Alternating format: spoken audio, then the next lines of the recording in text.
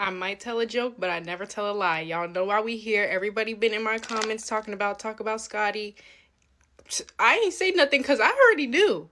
Y'all thought I was lying. I told y'all that girl was pregnant. I seen the girl in real life. And before I seen her, I got the intel. I got told 3 weeks ago Scotty was pregnant. I told y'all. Everybody called me a liar. Y'all telling me I need to stay out people's business. I never know what I'm talking about. Did I know what I was talking about? Even told y'all, Lemmy was waiting for Scotty to announce it. That's what the wait was. Lemmy didn't want to announce it. He wanted Scotty to announce it. Scotty had to announce it, probably because of me. I told y'all. I knew it. She thought motherfuckers wasn't finna figure it out. First of all, if you guys are smart, just forget about me telling y'all. That girl was a trainer. Scotty with the body, that's her name because she used to be a trainer. Abs for days. She had abs her entire life. A girl that works out every day and has rock hard abs does not just get pudgy for no reason.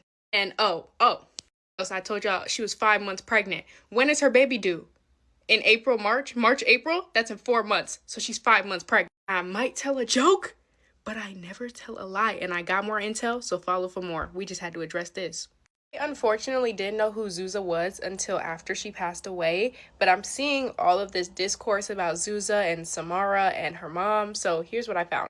Zuza's mom posted this yesterday. It's a statement about Samara. I think that's how you say her name. If not, I don't care. She says the N-word. We're going to get into that, but here's the statement. It says, "To Zuza's community, during this unimaginably difficult time as we prepare to celebrate Zuza's life, I need to address something that breaks my heart to even mention. Since Zuza's passing, false information has been spread about her and our family. For example, Samara is making TikTok videos and snaps about her and Zuza getting high together. Zuza was 13. If that's what y'all did, you shouldn't be telling the whole world that. Like, you're just defaming her character, but someone who is clearly struggling has used Zuza's death as a platform to attack us with myth truths. Despite our efforts to help this person get support, we can no longer stay silent while lies are being told about our." Zuza's best friend for the past 3 years was Chloe. They simply didn't feel the need to validate their friendship on social media, and that was beautiful. The noise you may be seeing online does not represent Zuza's actual life or relationships. He's being very respectful, but basically what this says is Samara was never her best friend, and all this noise on everything she's posting is not, like, irrelevant. Zuza stood for positivity, authenticity, and lifting others up, never drama. She would be heartbroken to see her memory used this way. Samara. We ask for what we desperately need right now, space to grieve and prepare to honor our daughter. Please don't give energy to false narratives. Instead, I invite you to join us tomorrow in celebrating the extraordinary light Zuza was. I will post a link to her celebration of life today. With love and Zuza's spirit, Zuza's parents. That's why I waited until the next day to post, because I didn't want to give Samara any attention on yesterday that was supposed to be about Zuza. Out to Samara saying the N-word. Before I show this clip, I'm going to ask you, if you were a white person that was not allowed to say the N-word and you got caught saying the N-word, what would your response be? It would be something along the lines of, either if you didn't say it, you would say, I would never say something like that, like feel disgusted. For example, Katie Ritchie. This was Samara's response to that. You said the N-word. Bitch, have you seen my boyfriend? Don't fucking play with me. I will fight you. All right? That allegation is crazy. Have you seen my boyfriend? This is her boyfriend. Basically, what I got from that is, have you seen my boyfriend? My boyfriend is black, so I can say that. Or, like, that doesn't make any sense. If you didn't say it, it would have been strictly, I never said that. I would never do that. It's, have you seen my boyfriend? I don't know. Honestly, Zuza was only 13. I don't know how old Samara is, but she's acting mentally 13 also. Where's the mama? Samara mama, come take her fucking phone. Get her off the internet. Get your child. Thanks. And R.I.P. Zuza. So let me tell you how I've gotten millions of views and almost 300,000 followers without ever having to niche down. Yes, never having to niche down, because all the times the beginning content creators be talking, they be like, oh, I just don't want to niche down. I feel like I don't want to be basic. Baby, I'm not basic. I told myself from the beginning, I am a multi-dimensional individual, and this content is going to reflect that. The key to you getting millions of views is going to be you understanding how TikTok's app actually works. If there was any video that could tell you like a Krabby Patty formula for content creation, this would be it.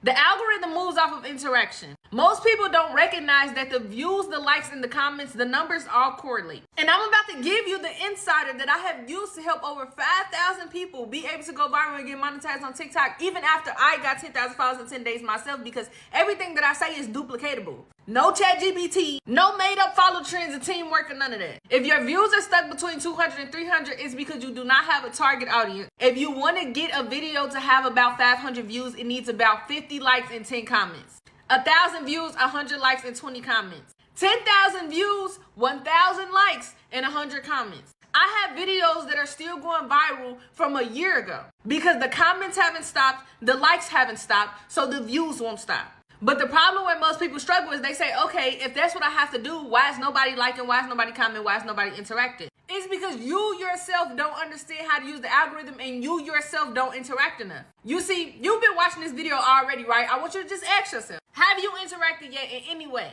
If the answer is no, that's why your views are low, and I'm going to tell you why.